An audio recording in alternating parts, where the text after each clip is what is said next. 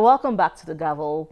And we've been speaking with the publisher of an online parliamentary newspaper, Mr. Uke Epia, who has been talking about the budget padding controversy in the National Assembly. Can there be due process and fair hearing in this case, that involves the principal officers of the National Assembly? Because we are more or less saying the House of Representatives to investigate itself.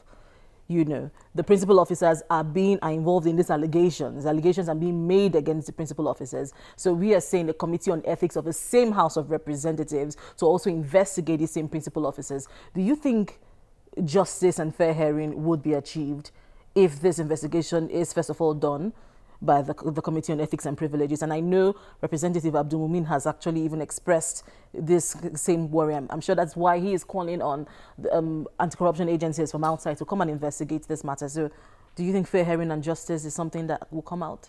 I know it will be, another valid question yet again to say, okay, how can you be a judge in your own case? The principal actors, are also likely to be the ones superintending over, but it doesn't always follow. Again, the committee system in the House, in the legislature, are allowed to function independently. They're allowed to do their investigations and turn in their reports, And if that is the process that is going to be followed as we expect, then the issue of summary suspension may not arise immediately. This is why there have been calls for external investigations, and these calls are also valid. Now, we are talking about conversations on the budgeting process, and that this whole scandal affords us the opportunity to look again at this process and eliminate what should not be. And I know that I spoke with the Director General of the National Institute of Legislative Studies, and she raised an issue with the way constituency projects are done in this country. She says that, you have a constituency project, a lawmaker, a constituency project is done in an area, and then the implementation of that constituency project, can sometimes be problematic. For example, a lawmaker, they cite a constituency project in an area and it's a borehole. Now, going forward, when that borehole breaks down, who maintains the borehole? Because the constituency project is you cite a borehole, for instance, in an area. Going forward, who maintains the borehole? Who takes the ownership of maintaining the borehole? And this is just one constituency project. We have constituency projects of building primary healthcare centers. Who maintains it? So she says we have situations where you have broken down constituency projects across the country. Nobody is maintaining them. It links up with the issue of budgetary reforms, because constituency project is an attempt to completely democratize national resources, whereby every constituency in the country will feel the impact of government. That is the essence of constituency projects. Again, that has been made its own version, its own separate controversies because of the implementation, because of the problems with the budgetary process itself. Because you don't have constituency projects that are determined solely by the rep or by the senator. He sits and says, okay, look, I want this, I want that, and he puts it in the budget without some kind of needs assessments with the communities, with the people, to say, okay, look, we don't want roads, we just want to be empowered to be able to do business. Maybe give us a little transformer so that we can go to power, small hair cutting salon, be able to do this. But the legislator looks for what he thinks, and satisfies whatever interests he's pursuing, and this is wrong. This is why I said this is an opportunity, because let me take you to this budget. Ridiculous as it is, you will find constituency projects that are of no meaning, of no value, put there by members of the National Assembly.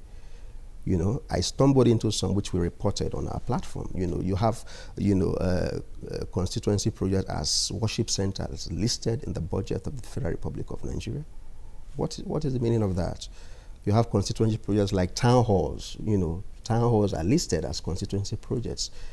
And then the whole issue of, I used the word discontent earlier in the parliament. The whole issue of lopsided distribution of projects has arisen from all of this controversy.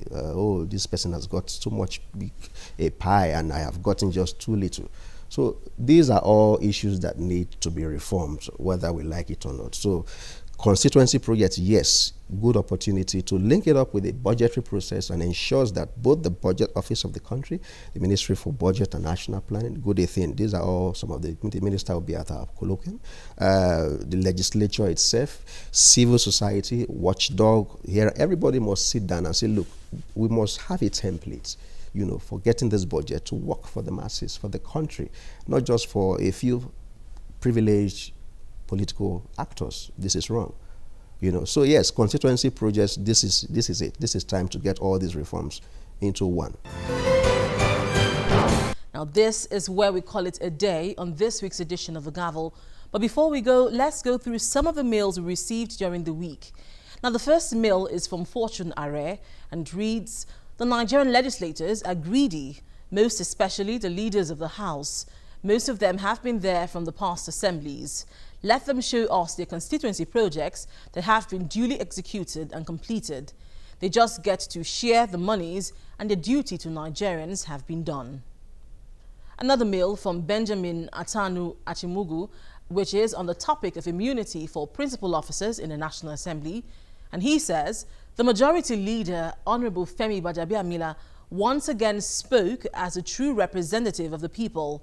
I'm yet to read where in the world they can cite as precedent for their mischievous desire for immunity.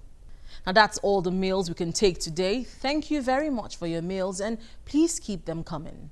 Now remember, if you want to contribute to the discussion on the Gavel, please email us on thegavel@channelstv.com. Thank you very much for staying with us and see you again next week.